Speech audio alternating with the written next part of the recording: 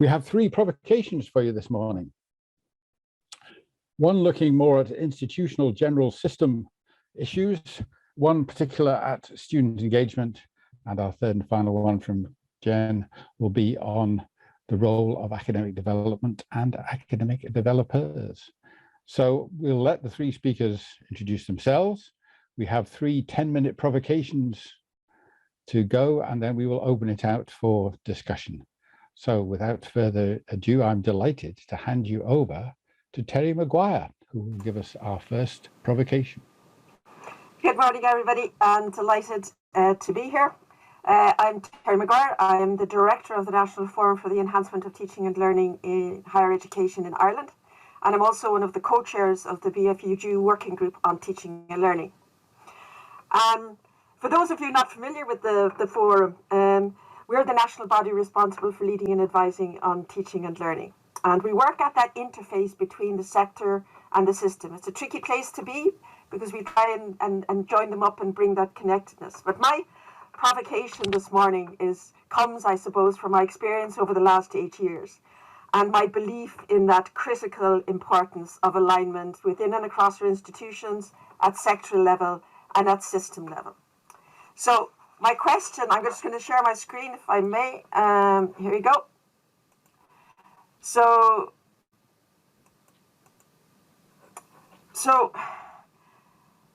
what I keep asking myself is what aspects of alignment make the difference between sustainable enhancement and wasted resources and effort? And I have lots of examples of what works and what doesn't work. One of the things I do believe is that if we're to take seriously sectoral and system alignment, then we have to assume a teaching and learning policy at a system level. Now, in Ireland, at the moment, the National Forum has a strategy, and teaching and learning is mentioned in other national policies, but there's an assumption that what's put into these other policies are going to be dealt with at an institutional level. So what we're advocating for is a well-resourced national policy for teaching and learning. And certainly, I think in the future, that'll make the difference between teaching and learning being acknowledged as being important and teaching and learning being strengthened and aligned in a meaningful way towards sort of central policy imperatives. So the next question I asked is, well, what's the optimal duration for planning or for policy to allow long-term thinking at each level? Because long-term thinking at system level promotes long-term thinking at sectoral level within our institutions, and it's a much strategic approach. So to give you the example of Ireland, our higher education strategy was developed in 2011. And because it was for a 20-year period to the end of 2030, and because it was so long, I think that what's in it is more general than specific. And many of the recommendations of it got done in the first decade, so it's kind of sitting there and hanging there. But imagine if we were to write a teaching and learning policy now to go out to 2040. Would we be able to write one effectively over that time period? I don't think so. So what we need is a policy duration that allows for changes to be implemented in a sustainable way. If it's too short, the sector can't respond. And if it's too long, the policy gets out of date.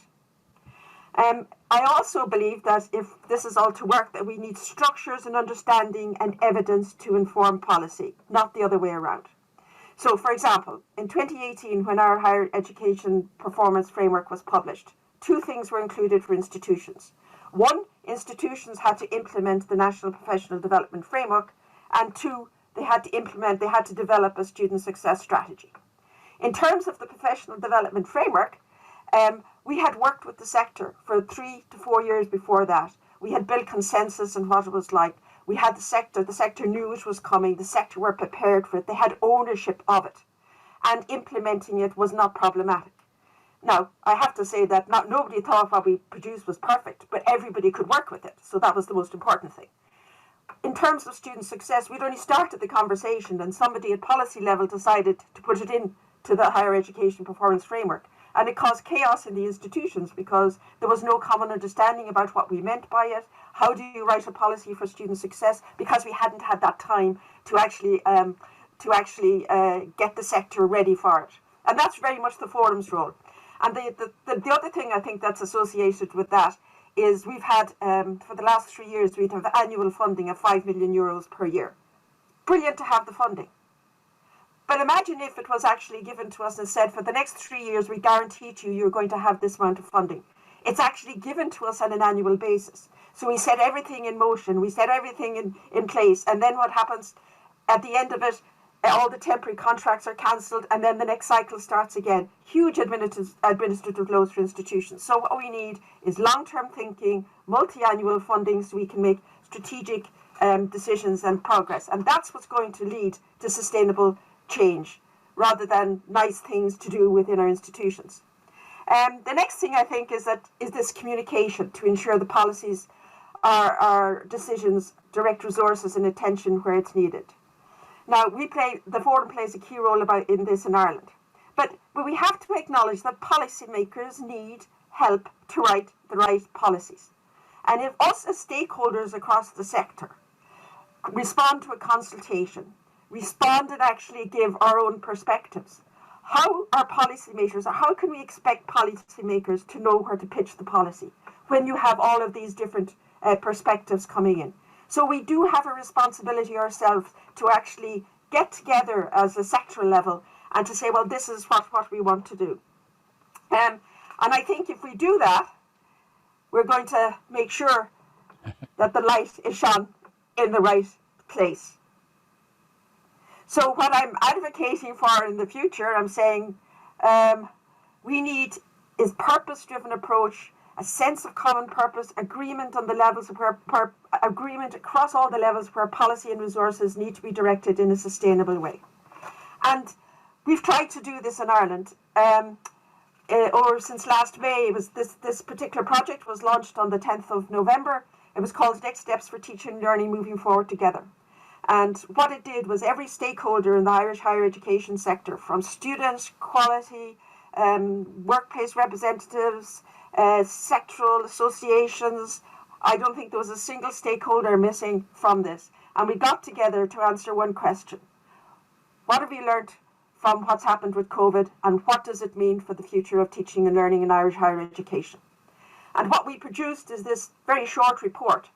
This very short report captures what every stakeholder agreed. A very clear message for policymakers, a very clear message for the sector. This is what we've learned, and these are the recommendations that we all agree can now direct where teaching and learning enhancement goes into the future. Recognizing that the 15 partners each had different contexts, we also have a collection of insights. And within these insights, individual partners are actually giving their own particular context-specific issues, whether it's for students with disabilities, international students, whether it's about senior managers. So those perspectives are also kept. But this core document, right, was negotiated and agreed. But what we now have are really clear key messages. And out of all the work that we did with Next Steps, and we actually said, well, key messages are really important. So we also drafted principles. And these are draft principles. They're going out to consultation in Ireland now. I've given you the very short version. The report has a much longer description of them. But what I'm asking you, if we take this principles-based approach, will that support alignment? If these principles are the messages that we actually want to everybody to hear, for everybody to talk about, principles can be enacted at an individual level, they can be enacted at a departmental level, at an institutional level, they can be enacted at a sectoral level, at a system level. So it gives a basis for us to have conversations. And I think they're going to be very important because they can, and I think they hopefully will future-proof some of what we need to do. And the other thing, I suppose, to everybody that's here, I think every one of us have a role in influencing policy. And I think we need to think about ourselves. What influences where the funding goes for national and international funding and policy decisions? And we're all influencers of policies. We sit on boards, we respond to consultations, we all have avenues for advocacy. And I think we're going to be stronger if we unite and ensure that our messaging and our communications are good. Thank you. Thank you very much. Okay, so I think one of the interesting things that came out yesterday was Scottish English differences in terms of where things are going, and we've now got a third really attractive model to have a look at. Thank you, Terry. Okay, we will now pass on to raise issues of student engagement with Simon Varwell, and he is now about to share his screen. Over to you, Simon. Thank you very much indeed, Peter, and thank you to Terry for kind of sharing some really fascinating thoughts. And I am actually going to be stealing some of your kind of thought process there, Terry, in that I will be focusing in my talk about issues of dynamics of funding, dynamics relating to major publications, and dynamics, of course, relating to conversations pretty fundamentally. So for those who don't know me, I work for SPARQS, which is Scotland's Student Engagement Agency, and we do a lot of work at the institutional level, and as I will be revealing in the next few minutes, at the national level, about making sure that students are engaged in all the big conversations that shape learning and teaching. And the quality of it, and I have the privilege of leading within SPARQS on issues activities relating to staff development and engagement with SHED and SEDA, and I would say privately, I think it's probably one of my favourite areas of work, because the dynamics thrown up by engaging with academic developers is, I find, so enlightening and so rewarding, and I think it's just a massive area of interface that needs to be explored more.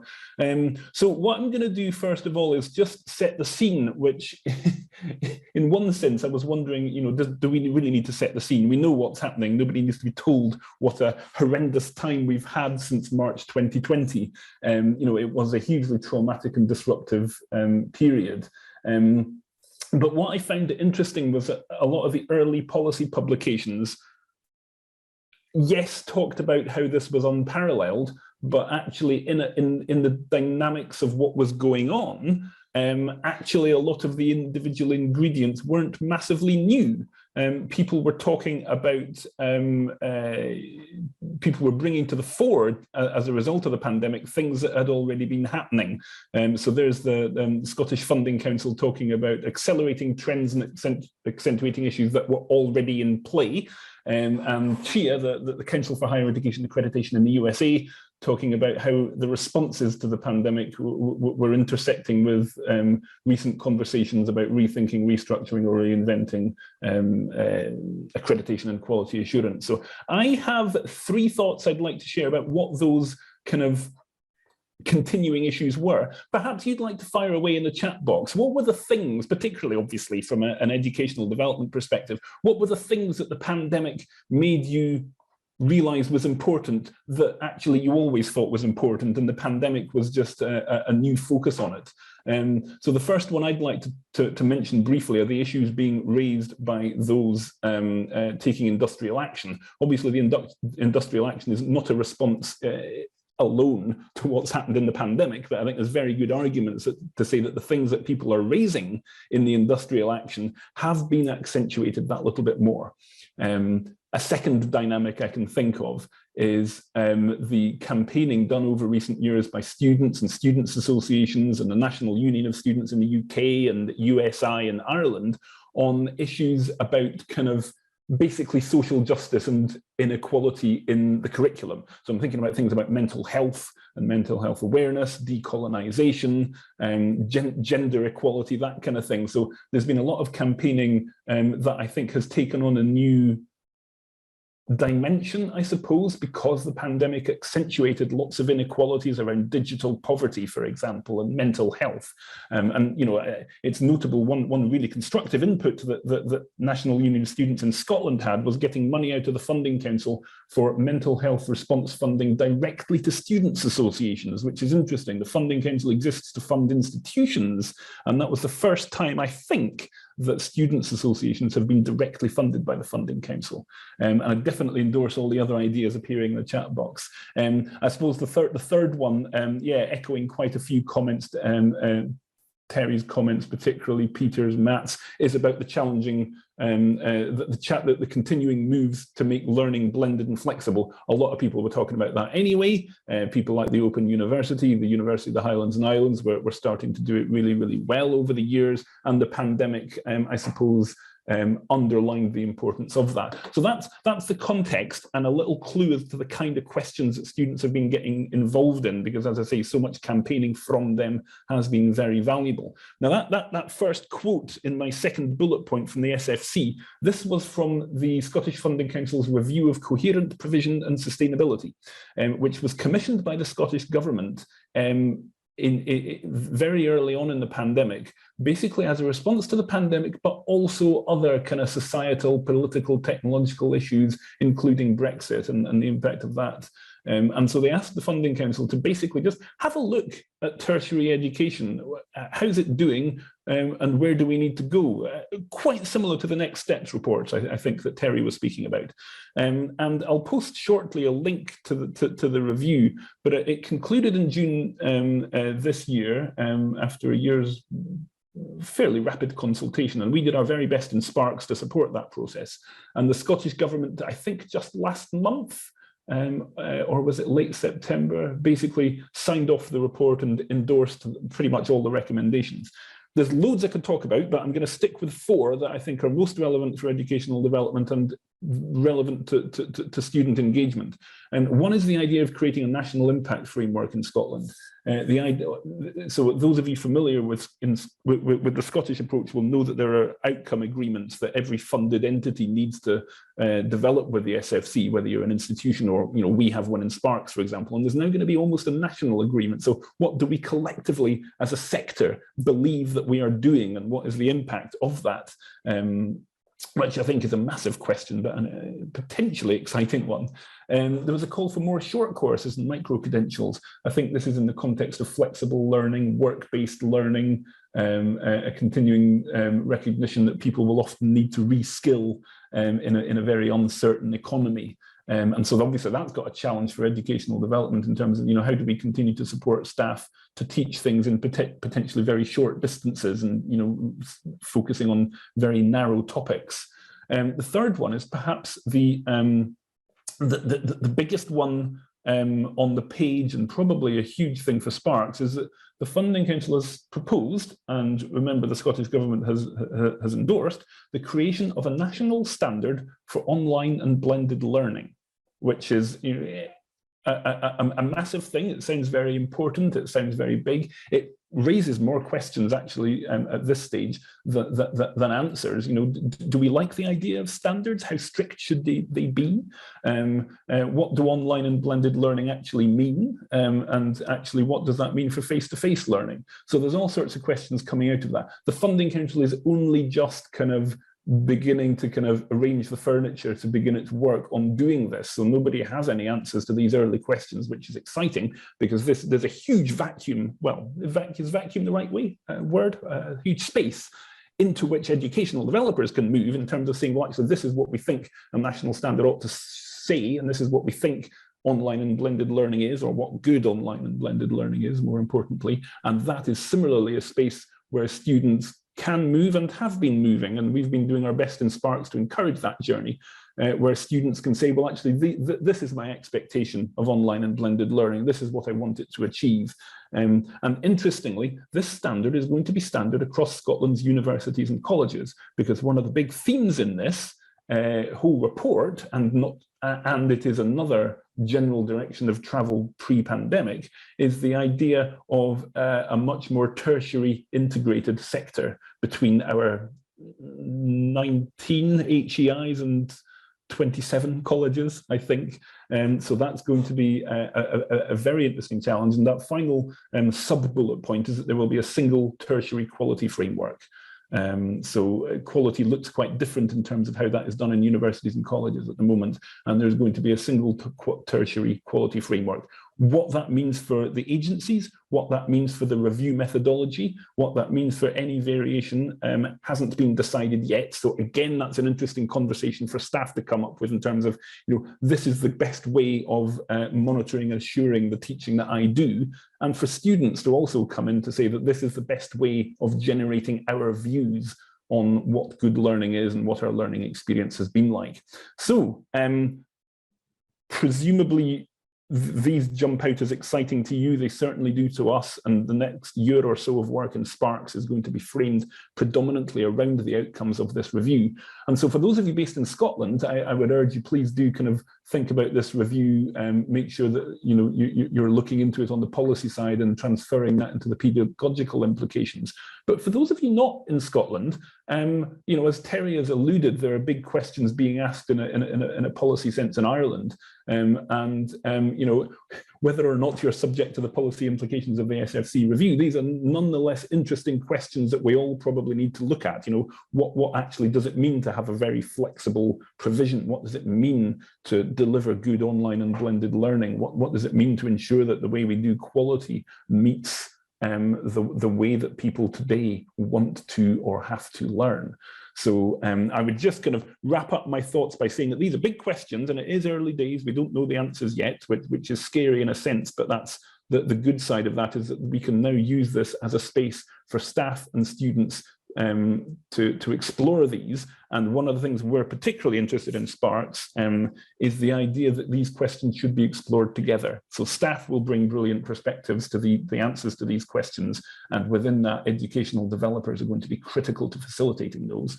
Students will have brilliant questions, and students' associations and others will be important in drawing those together. But the key is, how do we get those two conversations happening together? I think there's a huge amount that staff and students have already demonstrated that they've learned from each other this year. There's been, with people not being on campus, there's been even more that we've not known about each other across staff and students. And so there's been some really rewarding conversations. So my provocation is to keep that ethos going, to increase that idea of those conversations, and to be willing to learn from each other as we engage into some uncharted waters in the next while ahead. So there's some links to those policy documentations. There's my contact details, and I'll post some of those links in the chat box just now. We've had an Irish perspective, a Scottish perspective. Now let us have an English perspective. Jen Lawrence, over to you.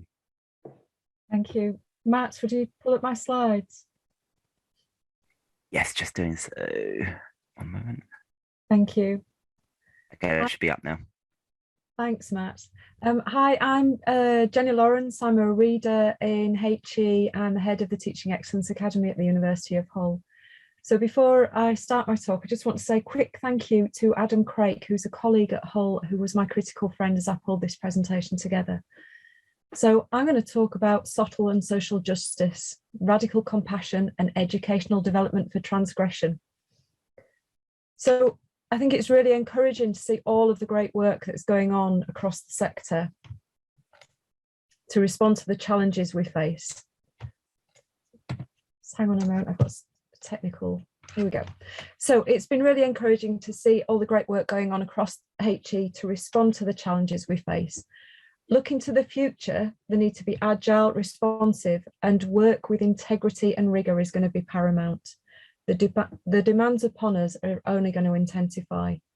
In my provocation, I'm going to suggest that in the neoliberal context we find ourselves in, where the individual trumps community in increasingly competitive, if not volatile, society and sector, where the policy and regulatory terrain is increasingly complex and sometimes contradictory, where students and staff face previously unimaginable challenges, and where HE is changing apace, the scholarship of teaching and learning, that's the purposeful study of teaching and learning to either shape innovation or lead good practice, can be understood not only as activism, but as an act of radical compassion.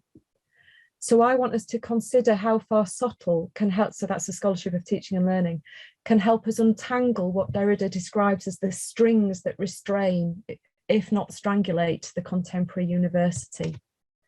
Next slide, please, Matt. Thank you.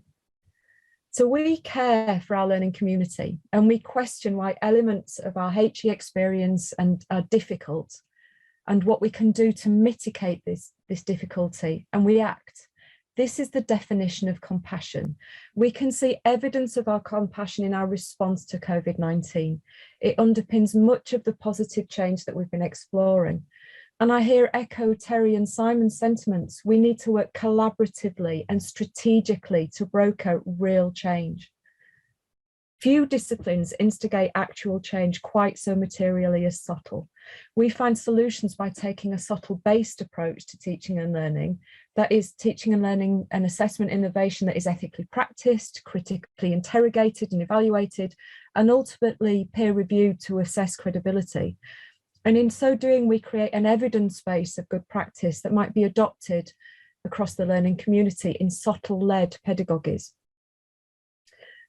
We're then obligated to share our SOTL, be that in pedagogic research, by this I mean traditional academic publication, or given the pace of change and the need of the sector through open access outlets and social media. These media can see our work distributed across the sector in days. They have enormous reach and impact, and the benefit of supporting public understanding of HE and our more progressive pedagogic practices. SOTL has got a long tradition of supporting a fairer and more equal society, and in supporting, by this I mean supporting social justice. If we think about how we use SOTL in the classroom, for example, inclusive teaching and learning practices or decolonising curricula, so everyone might have opportunity to succeed in HE to the best of their ability. Or in community, when we use SOTL to find ways of establishing real-world learning and assessment in student communities, so the community benefits and the students learn the value of their graduate attributes when put to service for the greater good, whilst building a positive identity. I've got some great example in Jensen's work in the University of Aarhus. Now, translating research findings into positive action can be understood to be scholar activism. Now, this is a really lovely phrase. I just love it. It's from Clark's work on resistance, disruption, and self-care. In providing an evidence base for good practice, SOTL authorises transformation. The transformation so far discussed is tactical. It looks to enhancing teaching practices, perhaps the development of education strategies within HEIs. We need to go further. Driven by an ethic of care, we must harness the transformative potential of SOTL to find realistic, workable alternatives to the function and form of HE. Alternatives shaped by the values of fairness and equity that we share, and that don't break those that work and study and support HE. Now, this is what I mean by radical compassion. And yet, where do we find the energy for radical compassion, for transformation, when we are so depleted? Activism is, as Bell Hooks and Audre Lorde told us many years ago, labour. And that labour is exhausting. It's as exhausting as navigating the system that oppresses us. So I suggest that SOTL enriches more than our intellectual and professional selves. It enriches us socially and emotionally. It galvanizes and energizes us. Next slide, please, Matt. It connects us. It creates community among staff, students, and stakeholders. It's a matter of epistemic justice that SOTL is a collaborative endeavour between those that learn and those that teach, and those that we work with. This breaks down barriers between staff and students and stakeholders and builds learning relationships and enhances all of our university experiences. SOTL allows us to take notice of our environment. It insists we take time to think and understand. It facilitates our giving service to community and perhaps builds our confidence as we share our work and in the true nature of SEDA are appreciated. And it allows us to keep learning. But most importantly, it can support our exercising academic agency in shaping our working contexts and pedagogic practices. Now, these elements, so that's to connect, give, take notice, keep learning and keep active, are taken from an evidence-based model for well-being instigated by the New Economic Foundation. So it's a think tank, leftist think tank. And it's used in multiple public sector organisations to support workforce well-being, and it can be applied to HE. I think it's important to note here that attending to well-being of the learning community, it's not enough. Strategic radical change is needed as the growing discipline of critical HE studies testifies, and here the work of Sarah Ahmed and Liz Morrish come to mind. Well-being is a bedrock from which we can take risks, from which we can take action to exercise academic agency and find new ways of thinking about, of theorising HE. Next slide, please, Matt. So we must offer critical educational development, or educational development for transgression. This means building and sustaining our community's SOTL capability, their ability to apply and integrate SOTL into pedagogic practice and discover new ways of doing things.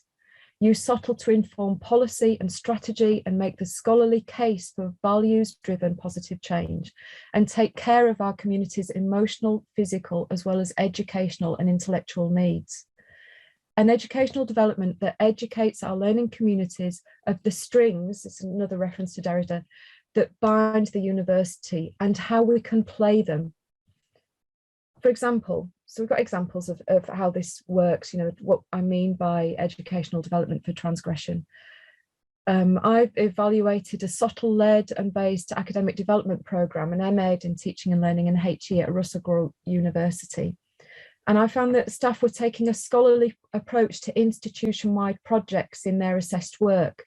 They used SOTL to rethink practice and process and make positive change. Students on this programme expressed, so these students were actually members of staff, usually mid-career academics at the time.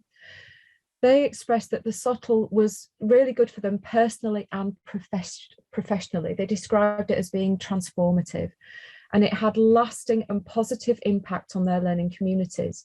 Moreover, it saw these academic staff become managers and leaders within their institutions, so they could use their empirical privilege. By this, I mean their experience of working within the institution. And they used the SOTL with their empirical privilege to lead with scholarly, values-driven intent. It's very purposeful change. Next slide, please, Matt. Now, Lisson and Rahimi argue that pedagogic practice without theory is malpractice. It's a bit strong. And they make a rude case for values-driven, evidence-based pedagogic practice, or rather praxis. So if we think of praxis as being to use theory or a belief in a practical way, and this is enabled by SOTL-led academic or educational development. Next slide, please, Matt. So, educational development for the practice of freedom. And those who are familiar with bell hooks will see that this is a play on bell hooks' work, education for the practice of freedom, teaching to transgress. So I understand educational development as lending itself to the practice of academic freedom, to the exercise of academic agency to make a better HE. Educational development must furnish our learning community with the wherewithal to challenge and change the status quo, to exercise radical compassion in a bid to create a more compassionate HE, a HE where staff, students and stakeholders might reshape the systems, policies and practices that oppress, exploit or marginalise members of our community, and exercise academic agency to find a way of studying and working that are fair, equitable and sustainable for our institutions and ourselves. If we focus on educational leadership, these staff will ascend and hopefully to the point where they hold the strings that currently bind us. And that's how I want to conclude my case for radical compassion.